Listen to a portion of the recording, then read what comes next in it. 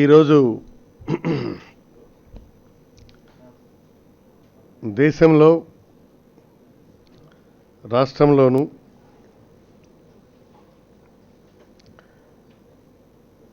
పెద్ద నోట్లు చలామణి రద్దు తర్వాత, డిమానిటైజేషన్ తర్వాత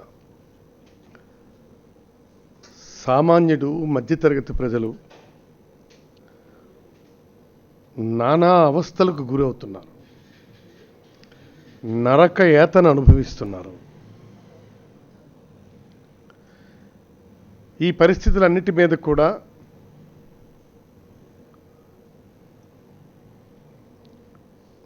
వైఎస్ఆర్ కాంగ్రెస్ పార్టీ చాలా నిశ్చితంగా గమనిస్తోంది. రెండవది, మేము కూడా ఈరోజు ఈ పికెటింగ్స్కు, ధర్నాలకు మా మద్దతు ఇచ్చాం. అలాగే మేము కూడా పార్టిసిపేట్ చేశాం. అది ఈ నల్ల కుబేరుల్ని వెలికి తీయటంలో మేము వ్యతిరేకం కాదు. కానీ ఆ పేరుతో ప్రభుత్వం తీసుకున్నటువంటి నిర్ణయం వల్ల సామాన్యుడు, మధ్యతరగతి ప్రజలు, రైతులు, రైతు కూలీలు, పింఛన్దారులు, చాలామంది ప్రజలు, అన్ని వర్గాల ప్రజలు పడుతున్నటువంటి అవస్థలని, ఇబ్బందుల్ని ఇది తెలియచేసే విధానంలో, ప్రభుత్వం దృష్టికి తీసుకొచ్చే విధానంలో మేము వైఎస్ఆర్ కాంగ్రెస్ పార్టీ కృతనిశ్చయంతో ఉంది. అదే సమయంలో ఒక బాధ్యత కలిగినటువంటి దేశ ప్రధాని డిసెంబర్ 31 వరకు లోపు నేను ఈ సమస్యల్ని చక్కదిద్దుతాను అన్నటువంటి ఒక స్పష్టమైనటువంటి హామీ, భరోసా ఈ ప్రజలకు ఇచ్చారు. కాబట్టి అంతవరకు ఒక ప్రధానిగా ఇచ్చినటువంటి మాటను గౌరవించాల్సినటువంటి బాధ్యతను కూడా, బాధ్యతలో భాగంగానే మేము ఇంతవరకు వేచి చూస్తున్నాం. 31 తర్వాత ఏమైనా మంచి గుణాత్మకమైనటువంటి మార్పు ఈ ప్రక్రియలో వస్తుందేమో అన్నటువంటి ఆలోచనతో. ఒకవేళ 31 తర్వాత ఈ దురవస్థ ఇలాగే కొనసాగితే, ఈ ఇబ్బందులు ఇలాగే కొనసాగితే, వీటి మీదను వైఎస్ఆర్ కాంగ్రెస్ పార్టీ ఎప్పటికప్పుడు పరిస్థితిని సమీక్షించుకొని ఆ పరిస్థితులు బట్టి కార్యాచరణ ప్రణాళికను ఖచ్చితంగా దీని మీదను ప్రజల తరపున, ఈ డిమానిటైజేషన్ వలన జరిగినటువంటి ఈ బాధితుల తరపున వైఎస్ఆర్ కాంగ్రెస్ పార్టీ నిలబడుతుంది. దాని మీదను ఖచ్చితమైనటువంటి ప్రజా ఉద్యమానికి శ్రీకారం చుడుతుంది. ఈ నేపథ్యంలోనే మేము గవర్నర్ గారిని కలవటానికి జగన్మోహన్ రెడ్డి గారు నాయకత్వంలో, నేతృత్వంలో పార్లమెంట్ సభ్యులు, శాసనసభ్యులు, వైఎస్ఆర్ కాంగ్రెస్ పార్టీ సీనియర్ నాయకులు అందరం కూడా వారికి వెళ్ళి ఈ ఇబ్బందుల్ని గవర్నర్ గారికి సవివరంగా వివరించటానికి మేము వారి యొక్క అపాయింట్మెంట్ కోసం మేము ట్రై చేస్తున్నాం. తప్పనిసరిగా వారు అపాయింట్మెంట్ ఇచ్చిన వెంటనే జగన్మోహన్ రెడ్డి గారి నాయకత్వంలో వెళ్ళి వారిని కూడా కలవడం జరుగుతుంది. ఆ తర్వాత ఫర్దర్గా ఎప్పటికప్పుడు ఈ డిమానిటైజేషన్ ప్రభావం సమీక్షించుకొని దాని మీద వైఎస్ఆర్ కాంగ్రెస్ పార్టీ నిర్మాణాత్మకమైన ప్రణాళికాపరమైనటువంటి పోరాటానికి, ఉద్యమానికి సిద్ధపడుతుంది. అసలు ఈ డిమానిటైజేషన్ తర్వాత చూస్తే నాకు అనిపిస్తుంది, నల్ల కుబేరుల పైన బాణం సంధిస్తామని చెప్పి పేద కుచేలుని ప్రాణాలు హరీమని అనిపిస్తున్నారు. ఇది ఎన్ని ఇబ్బందులు పడుతున్నారంటే క్యూలో పిట్టలు రాలిపోయినట్టు రాలిపోతున్నారు. ఎన్నో సమస్యలు పడలేక, ఎదుర్కోలేక నానా అవస్థలో పడుతున్నారు. ఈనాడు రైతులు వాళ్ళ పొలం పనులకి డబ్బులు చెల్లించలేని పరిస్థితి అగ్రికల్చర్ వ్యవసాయ కూలీలకు.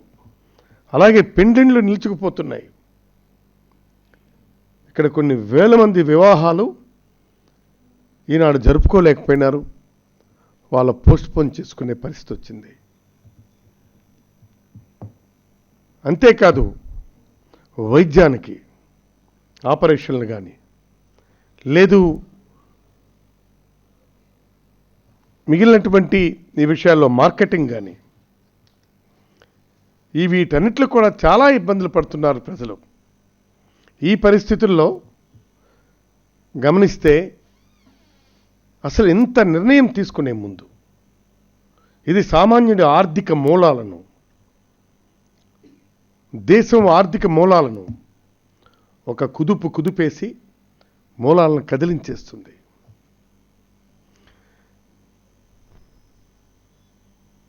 నేను అడుగుతున్నాను, మీరు దేనికి జవాబుదారి వహిస్తున్నారు? అసలు ఏం చేయాలనుకున్నారు? ఏం చేశారు మీరు? పార్లమెంటులో పోని విశ్వాసంలోకి తీసుకుని మీరు ఈ నిర్ణయం తీసుకున్నారా? పార్లమెంట్లో దీన్ని అజెండాగా పెట్టి ఇంత పెద్ద నిర్ణయం, ఈ నిర్ణయం తర్వాత పర్యవసానాల్ని అంచనా వేసుకోవలసినటువంటి పరిస్థితి మీరు చేశారా? అది చేయలేదు. ఈ నిర్ణయం తర్వాత జరగబోయే పర్యవసానాలు ఏమిటి, ఏ విధంగా ఉంటుంది అన్నటువంటిది మీరు ఆలోచన చేయలేదు. చేసుండేవాళ్ళు కాదు ఇంత భారీగా. పార్లమెంటుని మీరు విశ్వాసంలోకి తీసుకోలేదు. క్యాబినెట్లో పార్లమెంట్ తీసుకున్న తర్వాత క్యాబినెట్లో డిస్కస్ చేయాలి. ఇవేమీ లేకుండా పోనీ ఒక ఆర్డినెన్స్ ద్వారా అయినా సరే పెట్టారా? అర్ధరాత్రి పూట పిడుగుపడ్డట్టుగా మీరు ప్రకటించారు. మీరు అన్నారు ఇవి నల్ల కుబేర్లకు విషయం తెలిస్తే జాగ్రత్త పడతారని. ఈరోజు జాగ్రత్త పడలేదా? నేను అడుగుతున్నాను, చెప్పండి. నేను డైరెక్ట్గా ఫైనాన్స్ మినిస్టర్ గారిని అడుగుతున్నాం, మీ దగ్గర ఈ దేశంలో ఎంతమంది ఈ నల్ల కుబేరులు ఉన్నారో మీ దగ్గర జాబితా ఉందా? ఉంటే మీరేమైనా అంచనా వేయగలిశారా? మీరు దాని మీద పార్లమెంట్లో ప్రశ్నిస్తే జైట్లీ గారు స్వయంగా రిప్లై ఇచ్చారు. This is the reply of the Jaitley on the floor of August parliament. ఆయన రిప్లై ఇచ్చినటువంటిది, మా దగ్గర ఆ లెక్కలు ఏమీ లేవు, వాళ్ళు ఎవరూ తెలియదని. అంటే మీరు చీకట్లోకి బాణం కొట్టారా? చెప్పండి. పెళ్ళిళ్ళు నేను అంటున్నాను, సామాన్యుడి పెళ్లికి చేసుకోవడానికి 2.5 లక్షలు అన్నారు, మీరు ఆంక్షలు పెట్టారు. పెద్దవాళ్ళు ఈ మధ్యకాలంలో చూసాం, గాలి జనార్దన్ రెడ్డి గారి కుమార్తె వివాహం చూసాం, గడ్కరీ గారి కుమార్తె వివాహం చూసాం, ఆర్థిక మంత్రి గారి వివాహం చూసాం. వాళ్ళ అబ్బాయికో అమ్మాయికో ఎలా మీరు 2.5 లక్షలు మాత్రమే వివాహానికి అనుమతిస్తామని చెప్పి ఇంత పెద్ద ఎత్తులో వివాహ సంబరాలు జరిపించుకోవడానికి మీరు ఏ విధంగా మీరు అనుమతించారు? ఎక్కడి నుంచి వచ్చాయి అవి? ఎవరికైనా సరే ప్రభుత్వం తీసుకున్నటువంటి నిర్ణయాలు, చట్టాలు ఒకటే కదా. ఈ మధ్య మీరు తీసుకున్నటువంటి దాని మీదను అడ్వానీ గారు కూడా తన అసంతృప్తిని ప్రకటించారు మీ పార్టీలోనే. నేను అడుగుతున్నాను, ఇవాళ బీజేపీలో ఉన్న కార్యకర్తలు కానీ, టీడీపీలో ఉన్నటువంటి నాయకులు కానీ వెళ్ళి క్యూలో నిలబడి తీసుకునే పరిస్థితి ఉందా? వాళ్ళకి తెలుసు ఇది ఇబ్బందికరమైనటువంటి పరిస్థితి అని. ఈయన అంటున్నారు ఇది ముఖ్యమంత్రి గారు క్యాష్లెస్ సిస్టమ్ అని చెప్పి ట్రాన్సాక్షన్ అని. అదొక యూజ్లెస్ పథకం నేను అంటున్నాను. నేను ఈ నోట్ల మార్పిడికి క్యాష్లెస్ ట్రాన్సాక్షన్కి సంబంధం ఏంటండి?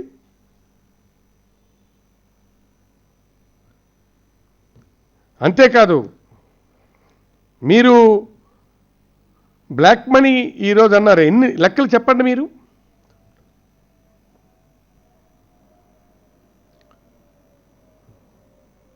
సంబంధం ఉన్న వారి లెక్కలు అరుణ్ జైట్లీ గారిని అడిగితే లేదని చెప్పి పార్లమెంట్లోనే చెప్పారు.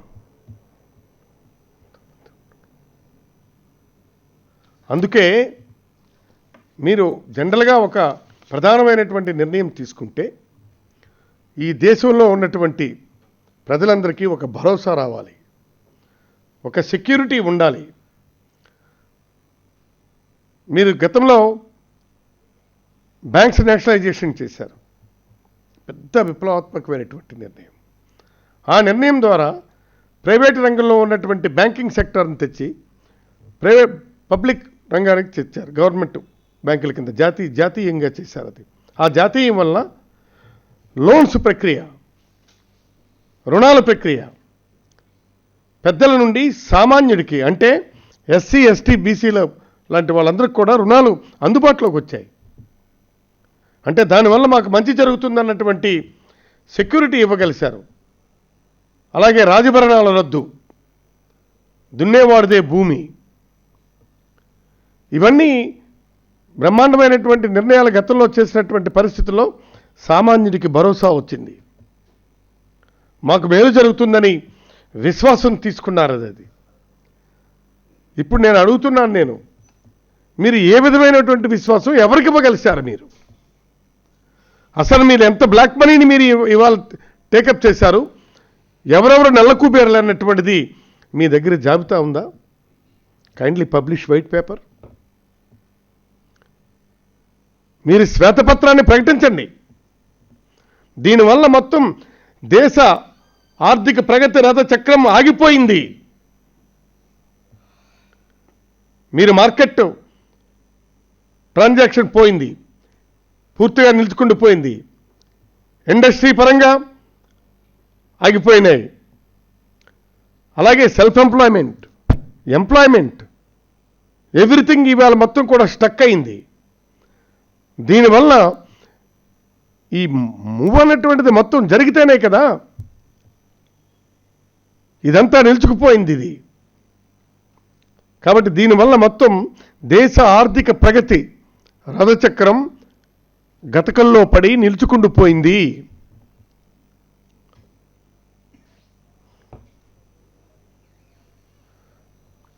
దీన్ని కొంతమంది జనరల్గా మనం బ్యాంకుల్లో డిపాజిట్ చేస్తాం.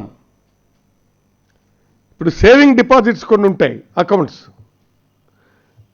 రికవరీ అకౌంట్స్, అవి టైం అయిన తర్వాత మాత్రమే తీసుకోగలం.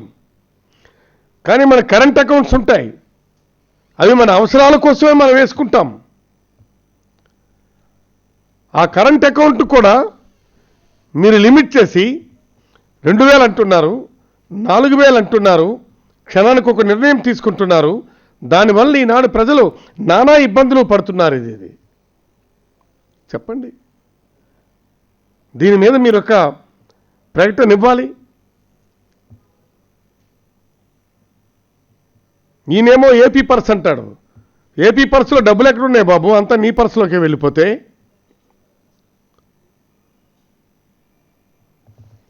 ఏపీకి ఒక పర్స్ ఉందేంటి? ఇంకా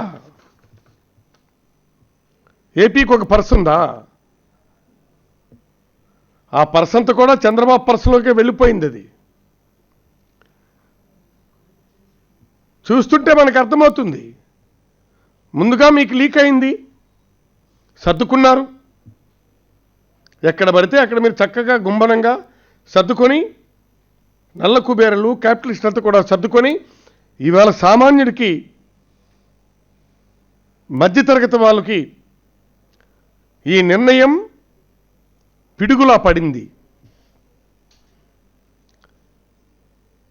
వీళ్ళంతా ఒక్కొక్కరిది చూస్తుంటే, టీవీల్లో చూస్తే కట్టలు కట్టలు గుట్టలు గుట్టలుగా కనబడుతున్నాయి. ఫ్లాష్ చేస్తున్నారు, గుండెలు ఎదిరిపోతున్నాయి. సామాన్యుడికి మాత్రం డబ్బులు లేకుండా నానా అవస్థలో పడుతున్నాడు. మీరే అన్నారు పార్లమెంట్లో, దేశంలో ఉన్నటువంటి నల్లధనాన్నంతా బయటికి తీస్తే ఒక్కొక్కరికి ₹1,00,000 చెప్పున ఇవ్వచ్చు అని. నేను అడుగుతున్నాను, అసలు మీకు ఈ బ్లాక్ కరెన్సీ, బ్లాక్ మనీ ఎంత మేరకు వచ్చింది? అది ఏ విధంగా మీరు ప్లాన్ చేస్తున్నారు? సామాన్యుడికి మీరు ఏ విధంగా పంచిపెట్టదలుచుకున్నారో, సామాన్యుడికి ఏ విధంగా మీరు డిస్ట్రిబ్యూట్ చేయాలనుకున్నారో మీ ప్లానింగ్ దయచేసి చెప్పండి. ఇప్పటికైనా ఎన్ని వందల కోట్లు, ఎన్ని వేల కోట్లు మీరు ఈనాడు ఇది చేశారని. మాకు తెలిసినటువంటి దీని ప్రకారం 15,000 కోట్ల రూపాయలు ఆంధ్రప్రదేశ్కి చేరిందని అంటున్నారు, వచ్చిందని ఆర్బీఐ స్టేట్మెంట్ ప్రకారం.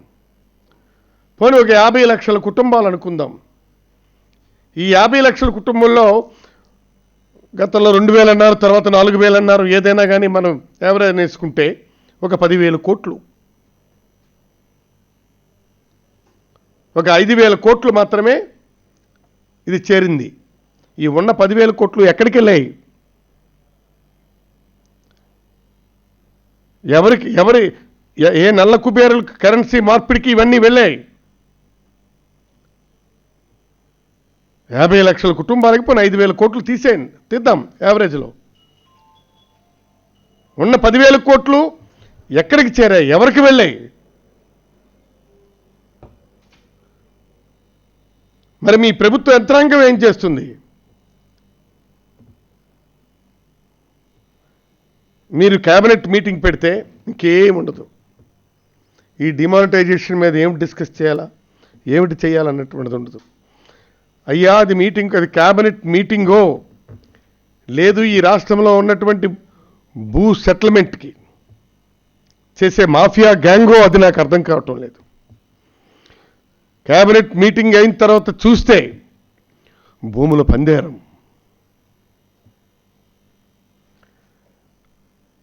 మీరు వేలు ఎకరాలు, లక్షల ఎకరాలు క్యాబినెట్ మీటింగ్ అవుతుందంటే ఈసారి ఎక్కడి ఈ భూమి భాగోతం అవుతుందో తెలియనటువంటి పరిస్థితి. ఏమండి, రాజశేఖర రెడ్డి గారి హయాంలో 31 లక్షల ఎకరాలు పేదవాడికి పంపిణీ జరిగింది. ఇదే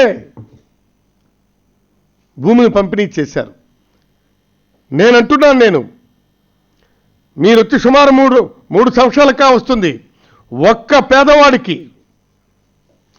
పేదవాడికి మీరు సెంటు భూమి ఇచ్చారని నేను అడుగుతున్నాను. ఎస్సీసీకి కానీ, ఎస్టీసీకి కానీ, వెనుకబడిన వర్గాలకు కానీ లేదు. మీ మేనిఫెస్టోలో ప్రకటించినటువంటి మీరు ఇండ్లు కట్టడానికని చెప్పన్నారు. 3 సెంట్లు ఇల్లు కేటాయించి మేము ఇల్లు కడతామన్నారు. సంవత్సరానికి 1,00,000 ఇల్లు మాదిరిగా 5 సంవత్సరాల్లో 5 లక్షల ఇల్లు పేదలకి గృహవసతి కోసం కట్టిస్తామన్నారు.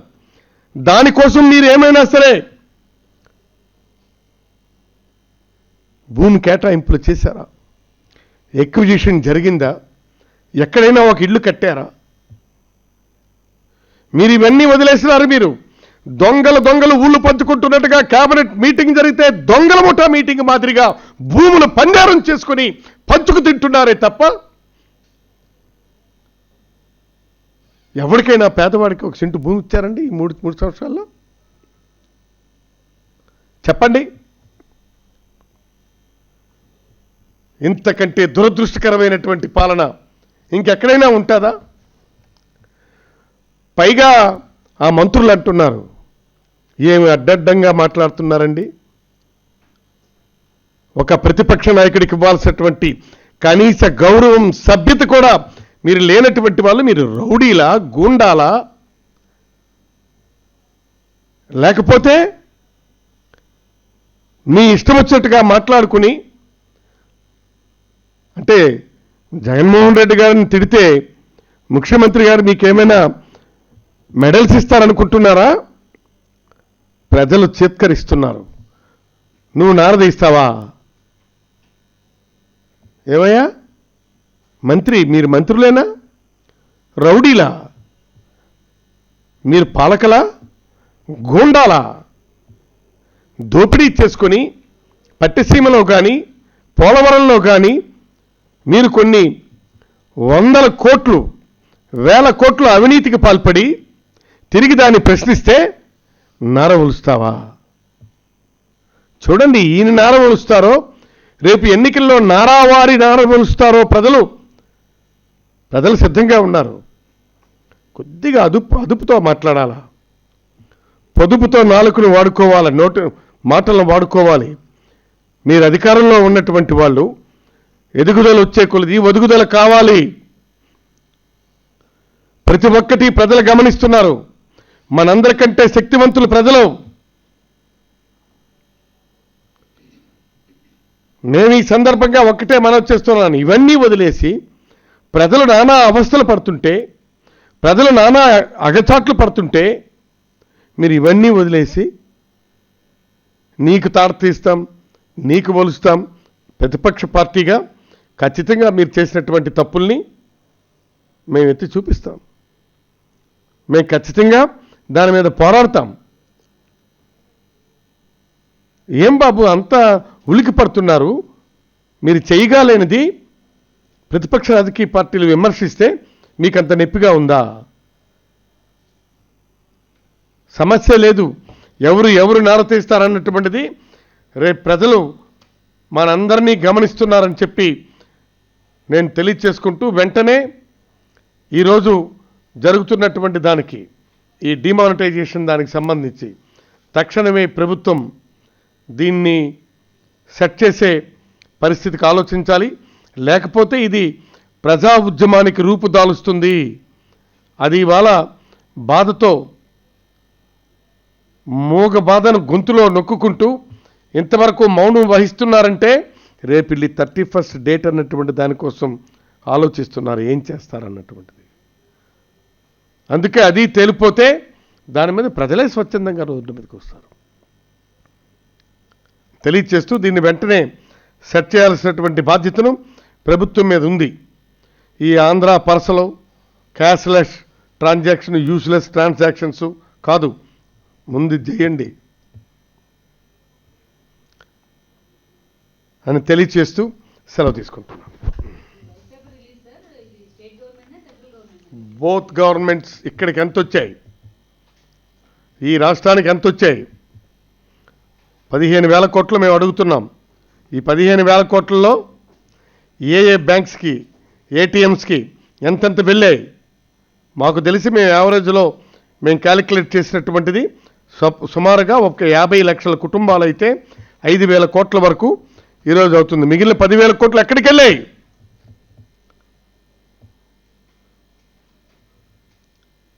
ఏ పెట్టుబడిదారి, ఏ మాఫియా గ్యాంగ్ లీడర్స్ తాలూకా చలామణికి ఇది వెళ్ళింది, ఇది మార్పిడికి వెళ్ళింది. నాకు తెలిసిన సమాచారం ప్రకారం ఇవి దొరుకుతున్నటువంటి వాళ్ళ బ్యాక్గ్రౌండ్ చూస్తే ఖచ్చితంగా ఆ బ్యాక్గ్రౌండ్ ఒక రాజకీయ పార్టీకి సంబంధించిన టీడీపీది, బీజేపీకి ఈ నాయకులు పట్టుబడుతున్నారు. ఇది నేను అందుకే చెప్తున్నాను, నేను ఈ 10,000 కోట్లు ఎక్కడికి వెళ్ళాయి? ఇప్పుడు ఆయన ఎవరు, ఆ శేఖర్ రెడ్డి గారిది ఎవరిది కంటైనర్స్ వచ్చాయి, స్టేట్ బ్యాంక్ వెళ్తున్నామని చెప్పారు, తీసుకొని వెళ్ళి స్టేట్ బ్యాంక్ ముందే పెట్టారు. అది పోలీసులు ముందు పట్టుకున్నారు వాటిని. పట్టుకుంటే ఇది ఆర్బీఐ దగ్గర నుంచి స్టేట్ బ్యాంక్ వెళ్తుందన్నారు. కాబట్టి అవి మళ్ళా చూస్తే ఈ కరెన్సీ ఇది ఏంటి, ఎక్కడికి వెళ్తుంది అది? అసలు ఈ దేశంలో ప్రభుత్వం ఉందా? పాలన జరుగుతుందా? ఈ రాష్ట్రంలో ప్రభుత్వం ఉందా? పాలన జరుగుతుందా? చెప్పండి.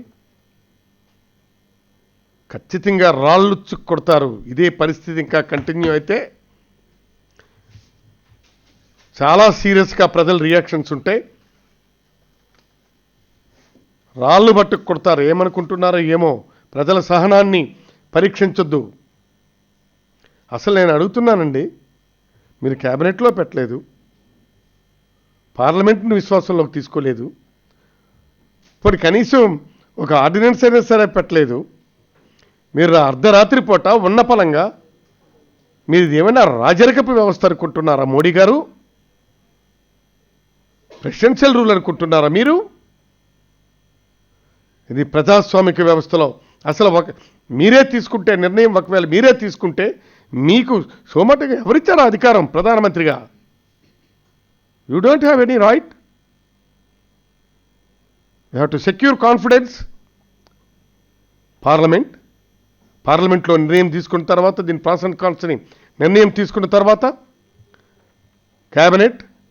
క్యాబినెట్ తర్వాత మీరు ఒక ఆర్డర్ ఇచ్చి ఆదేశాలు ఇవ్వాలి. అలా జరుగుంటే ఇంత పెద్ద పరిణామం వెనుక ఇంత తీవ్రమైనటువంటి పరిణామాలు ఉంటాయని చెప్పి అంచనా వేసుకోవడానికి అవకాశం ఉండేది. అందుకే దీని మీద అమిత్ షా గారు చెప్పారు, రూపాయి నోట్ అంటే ఇట్స్ ఏ ప్రామిసరీ నోట్ అని. విదేశాల్లో ఉన్న ఆర్థికవేత్తలంతా కూడా ఈరోజు అనాలిసిస్ చేస్తున్నారు, ఇండియా ఎకానమీ దెబ్బతింటుంది అని, సామాన్యుని బతుకులు చితికిపోతాయని. వీటి ఏవీ పట్టించుకోకుండా మీరు ఒక నియంత మాదిరిగా, ఒక రాజరిక వ్యవస్థలో అధ్యక్ష పాలన మాదిరిగా మీరు ఎవరినీ కాన్ఫిడెన్స్లోకి తీసుకోకుండా, దేశ ప్రజల్ని మీరు విశ్వాసంలోకి తీసుకోలేదు, పార్లమెంటుని విశ్వాసంలోకి తీసుకోలేదు, మీ క్యాబినెట్ సహచరుల ముందు మీరు చర్చ జరగలేదు. అందుకే ఈరోజు పార్లమెంటుకి రావటానికి కూడా మీరు ముఖం చాటేస్తున్నారు మోడీ గారు. ఎందుకు మీరు ముఖం చాటేస్తున్నారు? ఇంత రప్చర్ జరుగుతోంది, ఇన్నేళ్లుగా సభ నడవకుండా నడుస్తోంది, మొత్తం అంతా కూడా విపక్షాలన్నీ కూడా మీ మీదనే ఫోకస్ చేస్తే మీరు ఎందుకండి రావట్లేదు? చెప్పాలి కదా వచ్చి. నేను అంటున్నటువంటిది వీటిల్ని జవాబుదారీగా తీసుకోవాలి, బాధ్యతగా తీసుకోవాలి అన్నటువంటిదే మా ఆలోచన. కాబట్టి ఈరోజు చివరికి నిన్న 16వ తారీఖే మన జైట్లీ గారు ఇచ్చినటువంటి రిప్లై, మా దగ్గర లెక్కలు లేవండి, మాకెవరూ తెలియదండి అని. అంటే మీరు చీకట్లోనికి మీరు ఈ బాణాన్ని సంధించారా? అందుకే చీకట్లో సంధించారు కాబట్టే నల్ల కుబేరులకు కొట్టబోయి మీరు పేద కుచేళ్ళకు కొట్టుపడేసినారు. ఇది మొత్తం తెలియచేస్తూ దీని మీదను గవర్నర్ గారిని కలవటానికి మేము ప్రయత్నం చేస్తున్నాం, డేట్ తీసుకుంటున్నాం. వచ్చిన వెంటనే ఖచ్చితంగా ఆ ప్రక్రియలో ఉంటామని తెలియజేస్తూ సెలవు తీసుకుంటున్నాం.